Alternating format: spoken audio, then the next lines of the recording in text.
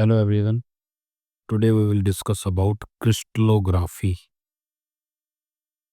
Crystallography science की एक ऐसी ब्रांच है जिसमें हम क्रिस्टल के स्ट्रक्चर्स के बारे में पढ़ेंगे, उसकी एक्सटर्नल और इंटरनल सिमेट्रीज के बारे में पढ़ेंगे और क्रिस्टल्स की प्रॉपर्टीज के बारे में पढ़ेंगे।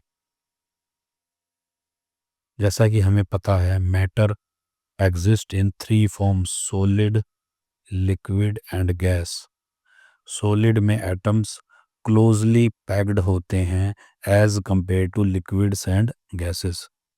सॉलिड्स में atoms are not stationary. Not stationary means वो अपनी जगह पर वाइब्रेट करते हैं, इसीलिए उनका अरेंजमेंट ऑर्डर में होता है। सॉलिड्स दो कैटेगरीज में क्लासिफाई हो सकते हैं, जिसमें first one is crystalline solid, second one is amorphous solid. अब क्रिस्टलाइन सॉलिड क्या होता है, या क्रिस्टलाइन सॉलिड को हम क्रिस्टल भी कहते हैं, जिसके बारे में ये चैप्टर है। क्रिस्टल क्रिस्टल्स क्रिस्टलाइन सॉलिड में atoms are arranged in a very regular and orderly fashion. Means crystalline solid में एटम्स रेगुलर फैशन में अरेंज होते हैं, रेगुलर फैशन, और वो रिपीट करते हैं थ्री डायमेंशनल पैटर्न में। This is our three dimensional pattern. इसमें रिपीट करेंगे हमारे एटम्स, और वो बिल्कुल रेगुलर होंगे और ऑर्डरली फैशन में होंगे। Most of the solids including all metals are crystalline. Means crystalline solid में ज़्यादातर हमारे मेटल्स होंगे। जितने भी मेटल्स हैं मैक्सिमम क्रिस्टलाइन सॉलिड्स होते हैं।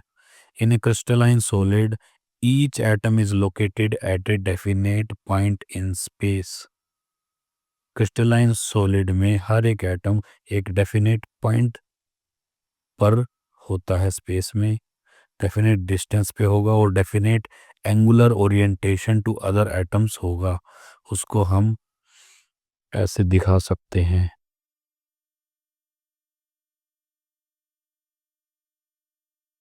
ये हमारे एटम्स ऐसे रेगुलर पैटर्न में होंगे थ्री डायमेंशनल स्पेस में, जैसा कि हम यहाँ देख सकते हैं। इस तरीके से हमारा क्रिस्टलाइन सॉलिड होगा। इसके बाद आ जाता है एमरफस सॉलिड। एमरफस सॉलिड में क्या होगा, atoms are arrange chaotically as in an irregular fashion. Amorphous solid में एटम्स इरेगुलर फैशन में होंगे, कहीं पर भी एटम्स हो सकते हैं।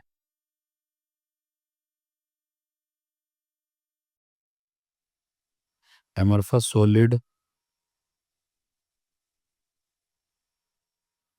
Solid does not possess elasticity. Amorphous solid में इलास्टिसिटी नहीं होती, ओनली प्लास्टिसिटी होती है। But there is an exception. एक एक्सेप्शन है, दैट इज रबड़। रबड़ एक ऐसा मटेरियल है जो कि एमरफस सॉलिड है, but it is elastic in nature. Glass and silica are the examples of amorphous solid. इसके बाद हम समझेंगे कि जो क्रिस्टलाइन सॉलिड हैं वो भी दो प्रकार के होते हैं। क्रिस्टलाइन सॉलिड भी दो प्रकार के होंगे, जिसे हम लिख सकते हैं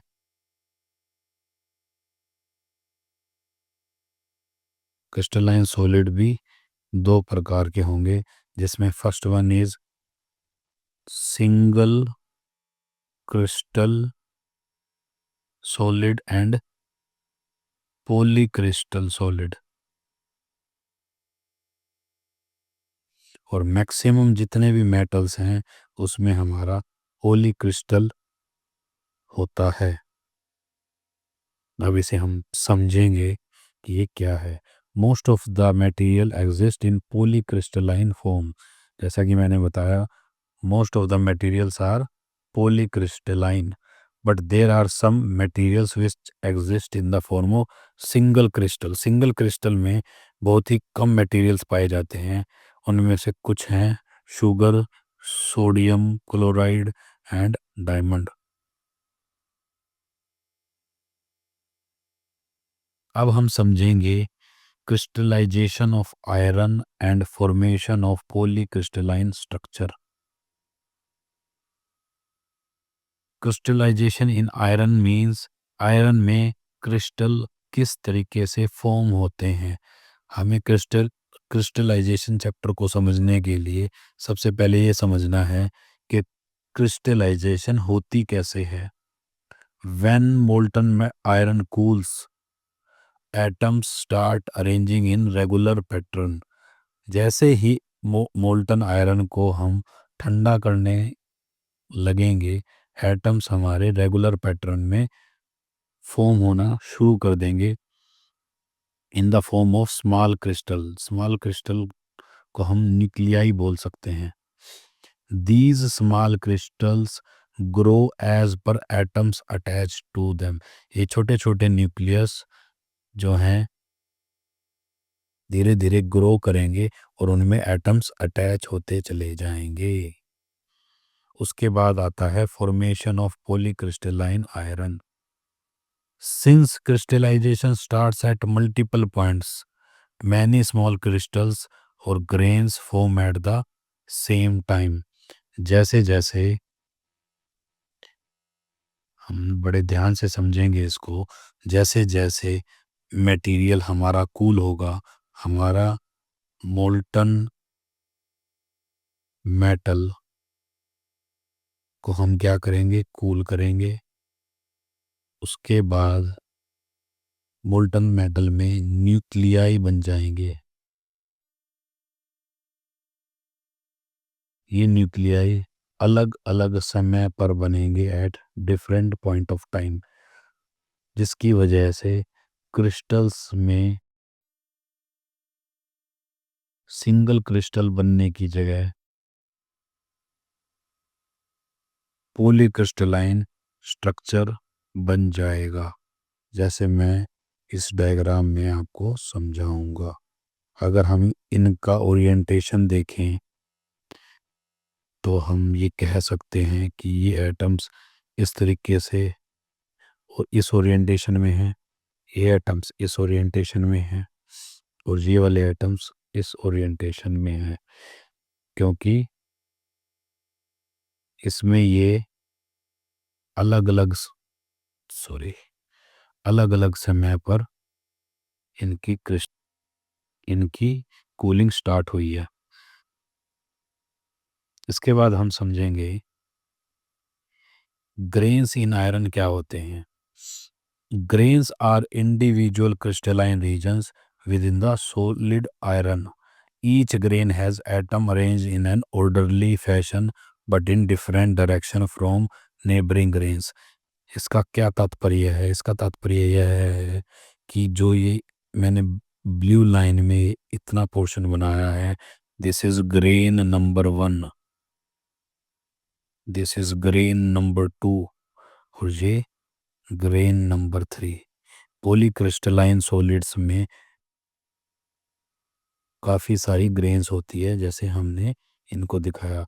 ग्रेन नंबर 1 में एटम्स का ओरिएंटेशन इस तरीके से है, ग्रेन नंबर 2 में ओरिएंटेशन इस तरीके से है और ग्रेन नंबर 3 में इस पैटर्न में है। इनके बीच में अगर मैं एक लाइन लगाऊं रेड कलर में तो ये कहलाएगी ग्रेन बाउंड्री। ग्रेन बाउंड्री को समझते हैं। Grain boundaries are the areas where two different grains meet. Two different grains meet का मतलब एक ग्रेन ये और एक ग्रेन ये, इन दोनों के बीच में जो ये बाउंड्री है इसे हम बोलेंगे grain boundary. They act as barrier to atomic movement and affect iron strength, hardness and ductility. जिस भी मटेरियल में ग्रेन बाउंड्री ज़्यादा होगी वो उतना ही मटेरियल हाई स्ट्रेंथ का होगा। ग्रेन बाउंड्री से मटेरियल की स्ट्रेंथ बढ़ती है, इसे हम आगे भी अच्छे से समझेंगे। अब हम इस डायग्राम को देखते हैं। This is single single crystalline solid and this is polycrystalline solid, जिसमें grain 1, grain 2 and grain boundary हमारे को दिखाई गई है। जैसे कि हम देख सकते हैं इसमें ग्रेन्स का ओरिएंटेशन ऐसे है, इस वाले ग्रेन में ऐसे है। इन दोनों के बीच में जो ये सब है ये ग्रेन बाउंड्रीज हैं। This is all about grains and grain boundary. Grain boundary हमेशा पॉलीक्रिस्टलाइन सॉलिड में होंगी, सिंगल क्रिस्टल सॉलिड में ग्रेन बाउंड्रीज नहीं होंगी, और पॉलीक्रिस्टलाइन सॉलिड ही में ही ज़्यादा स्ट्रेंथ होगी क्योंकि उसके अंदर ग्रेन बाउंड्री है। इसके बाद हम आ जाते हैं स्पेस लैटिस पर। What is a space lattice? Space lattice is the distribution of points in 3 dimension in such a way that every point has identical surrounding। कहने का तात्पर्य क्या है? स्पेस लैटिस हमारा पॉइंट्स का डिस्ट्रीब्यूशन है 3 डायमेंशन में, और every point has identical surroundings. Her point की सराउंडिंग्स एक जैसी हैं। जैसे हम इस डायग्राम में समझ सकते हैं कि this is our 3 dimensional system. इसमें ये सभी पॉइंट्स आइडेंटिकल हैं, सभी पॉइंट्स आइडेंटिकल हैं। इन इन आइडेंटिकल पॉइंट्स पे अगर हम एटम्स या मॉलिक्यूल्स को रख दें, एटम्स या मॉलिक्यूल्स को इस पर रख दें तो ये हमारा एक क्रिस्टल बन जाएगा। This will become our crystal. Atoms are arranged in a regular and orderly fashion in 3 dimension pattern on lattice point. In lattice point पे अगर एटम्स को अरेंज कर दिया जाए तो वो एक क्रिस्टल बन जाएगा। अब हम समझते हैं यूनिट सेल के बारे में। The tiny block formed by the arrangement of small group of atoms is called unit cell. मतलब हमने जो ये स्पेस लैटिस देखा था, इसमें एक यूनिट सेल को हम कह सकते हैं कि ये arrangement of small group of atoms है।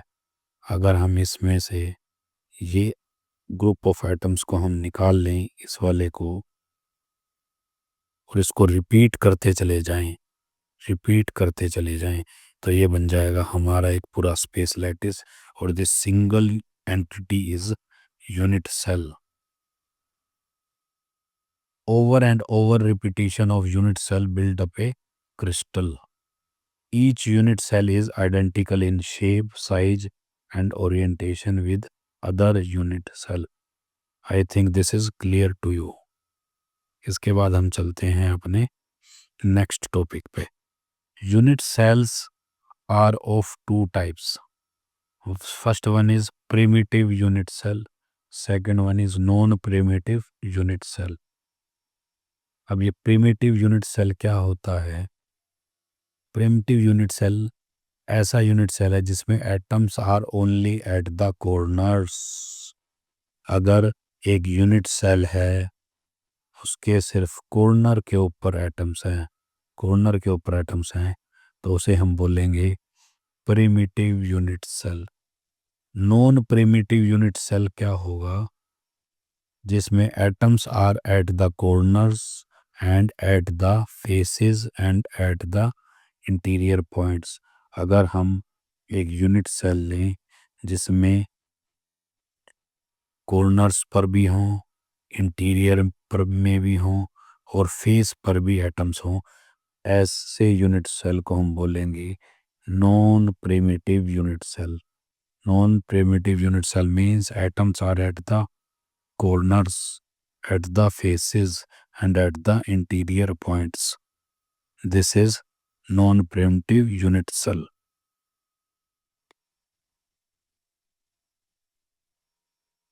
अब ये है हमारा क्रिस्टल सिस्टम टेबल, इसे आप लर्न कर सकते हैं। हमारे पास 7 क्रिस्टल सिस्टम हैं, जिसमें हम 14 टाइप के क्रिस्टल लैटिसेस बना सकते हैं, जिसमें क्यूबिक, टेट्रागोनल, ऑर्थोरोम्बिक और इस तरीके से हम इनके साइड्स और एंगल लर्न कर सकते हैं। इसके बाद आ जाता है Bravais lattice. Bravais introduce the idea of space lattice.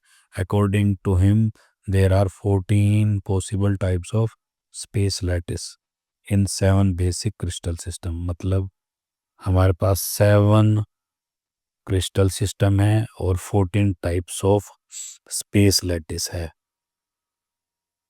इसका भी हम लर्न कर सकते हैं। इसमें जो इम्पोर्टेंट चीज़ है वो हम आगे डिस्कस करेंगे।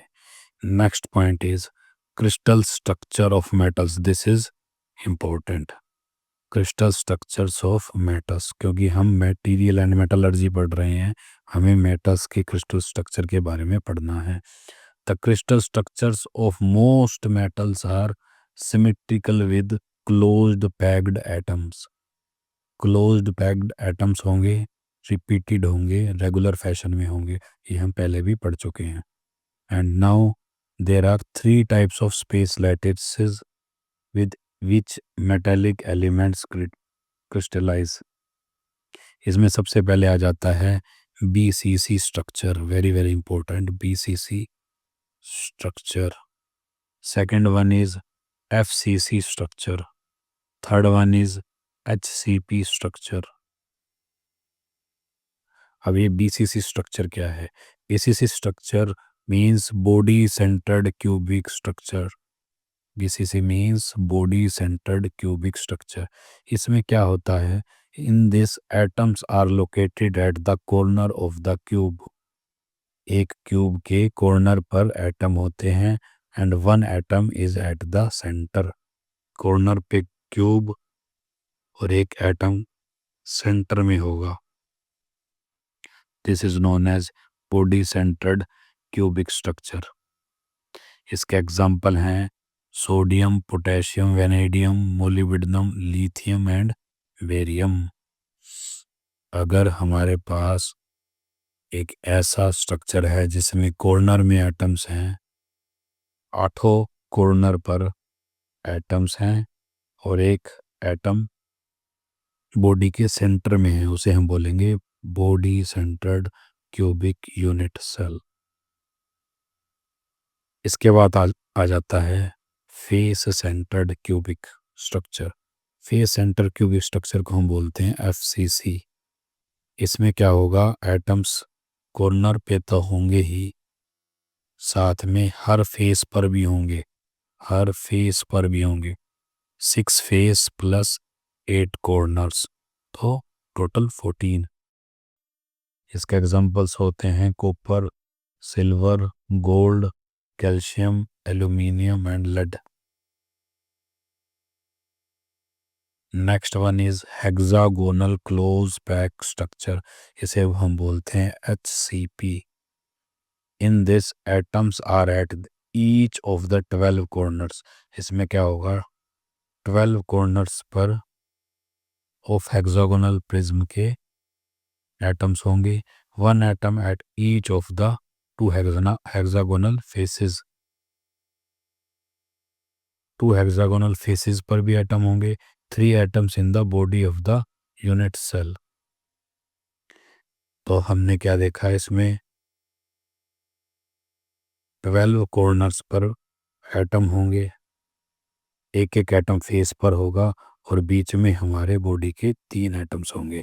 इसे हम बोलेंगे हेक्सागोनल क्लोज पैक्ड स्ट्रक्चर। इसके अंदर हमारे एग्जाम्पल हैं जिंक, मैग्नीशियम एंड बेरिलियम। अब हम निकालेंगे number of atoms per unit cell. Number of atoms per unit cell. Number of atoms per unit cell में सबसे पहले आ जाता है simple cubic structure. Simple cubic structure में हम देख सकते हैं कि एटम सिर्फ कॉर्नर पर हैं, कॉर्नर पर हैं, ना फेस पर हैं ना बॉडी के अंदर हैं, सिर्फ कॉर्नर पर हैं। इसे हम बोलेंगे सिंपल क्यूबिक स्ट्रक्चर। इसमें हम निकालेंगे number of atoms per unit cell. एक यूनिट सेल में कितने एटम होंगे। अगर हम इस पर ध्यान दें तो एक एटम को 8 सराउंडिंग एटम्स ने टच कर रखा है। ये अगर हम इसे देखें तो one atom is surrounded by 8 atoms. तो इस तरीके से हम निकाल लेंगे 1/8 इंटू में 8 इज इक्वल टू 1। इसमें इस यूनिट सेल में एक ही एटम है क्योंकि ये वाला एटम दूसरे यूनिट सेल से भी कांटेक्ट में है, ऐसे ही ये भी दूसरे यूनिट सेल से कांटेक्ट में है। अगर हम इसे निकालेंगे तो ये 1 आएगा। अब बॉडी सेंटर्ड क्यूबिक स्ट्रक्चर की बात करें तो 1/8 इंटू 8 तो है ही क्योंकि 8 एटम्स हमारे कॉर्नर्स पे हैं, लेकिन जो ये बीच वाला एटम है ये पूरा का पूरा बॉडी के अंदर है, तो इसे हम +1 कर देंगे। इस यहाँ से हमारा आ जाएगा 2। Next one is face centred cubic structure. Face centred cubic structure में क्या होगा, 1/8 इंटू 8 तो कॉमन है क्योंकि ये हमारे कॉर्नर वाले एटम्स हैं। इसके बाद फेस वाले जो एटम्स होंगे, जो फेस पर हैं, एक फेस 2 एटम्स के साथ अटैच होगा, तो इसलिए हमारे पास 6 फेस हैं, तो उसको हम 1/2 से मल्टीप्लाई करेंगे, that will come out to be 4। तो हमें ये लर्न करना है कि फेस सेंटर्ड क्यूबिक स्ट्रक्चर में हमारे total number of atoms in a unit cell होते हैं 4। बॉडी सेंटर्ड क्यूबिक स्ट्रक्चर में हमारे एटम्स होते हैं 2 और सिंपल क्यूबिक में होते हैं 1।